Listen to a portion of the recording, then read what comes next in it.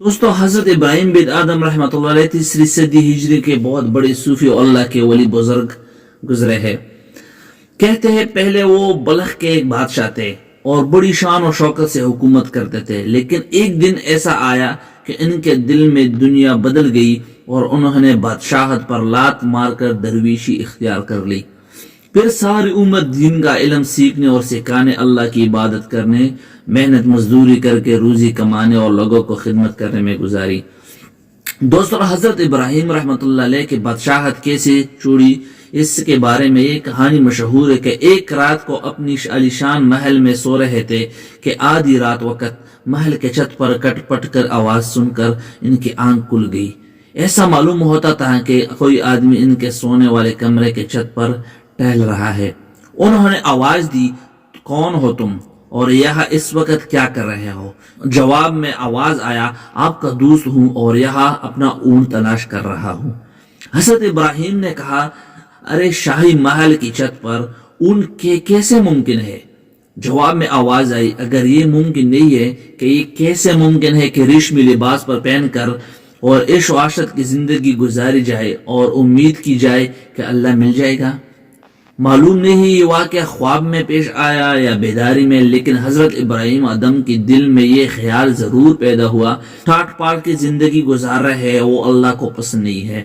دوسرے دن جب وہ اپنے دربار میں بیٹھے تھے کہ اچانک نورانی چہرے والا ایک اجنبی آدمی بڑے دبدبے کے دربار میں داخل ہوا۔ وزیروں اور درباری امیر و شاہی و ملازموں میں سے کسی کو اجرت نہ ہوئی کہ اس کو دربار میں داخل ہونے سے روکے۔ بادشاہ کے حضور میں حاضر ہوا اور پوچھا، تم کون ہو؟ بادشاہ نے پوچھا اس سے، اور یہاں کیوں آئے ہو؟ اس نے کہا، اس سرائے میں ٹھہرنا چاہتا ہوں۔ بادشاہ نے فرمایا، یہ سرائے نہیں ہے، یہ شاہی محل دربار ہے۔ اجنبی نے کہا، آپ سے پہلے اس محل میں کون رہتا تھا؟ تو بادشاہ نے جواب دیا، میرا باپ۔ اجنبی نے پھر سے کہا، آپ کے باپ سے پہلے کون تھا؟ تو بادشاہ نے جواب دیا، میرا دادا۔ اس طرح پشتوں تک پہنچ کر اجنبی نے پوچھا، آپ کو بعد یہاں کون رہے گا؟ بادشاہ نے کہا، میرا اولاد۔ اجنبی نے کہا، ذرا سوچے، اس مقام پر جتنے آدمی آئے اور گئے اور کسی کو ہمیشہ کے لیے یہاں ٹھہرنا نصیب نہ ہو، سرائے نہیں اور تو کیا ہے؟ یہ کہہ کر اجنبی فوراً دربار سے نکل گیا اور نظر سے اوچھل ہو گیا۔ اس واقعے نے حضرت ابراہیم بن آدم پر ایسا اثر ڈالا کہ رات انہوں نے بڑی بے چینی سے محل میں گزارے اور صبح ہوتے ہی تخت و تاج پر لات مار کر فقیرانہ لباس پہن لیا اور شہر سے باہر نکل گئے۔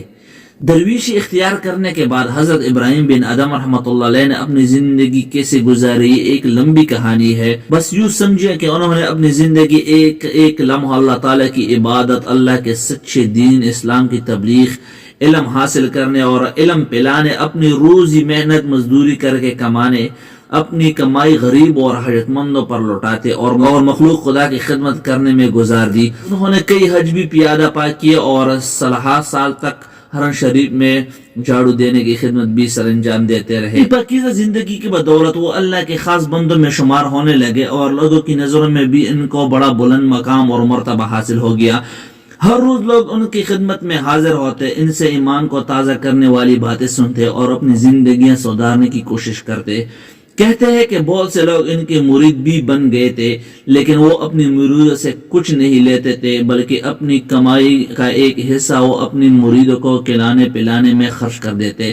جن کتابوں میں اللہ تعالیٰ کے نیک بندوں کے حالات بیان کیے گئے ہیں، ان میں سے حضرت ابراہیم بن آدم رحمۃ اللہ علیہ کے بہت سے اقوال ملتے ہیں۔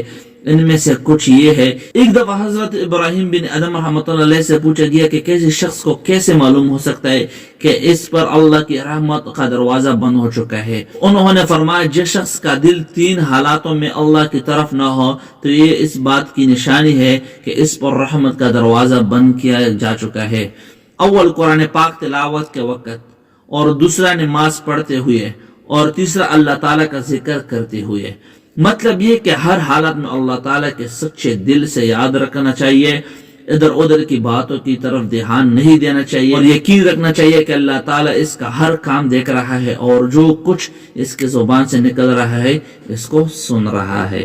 تو دوستو، یہ تھی حضرت بن آدم رحمۃ اللہ علیہ کی ایک سچی کہانی۔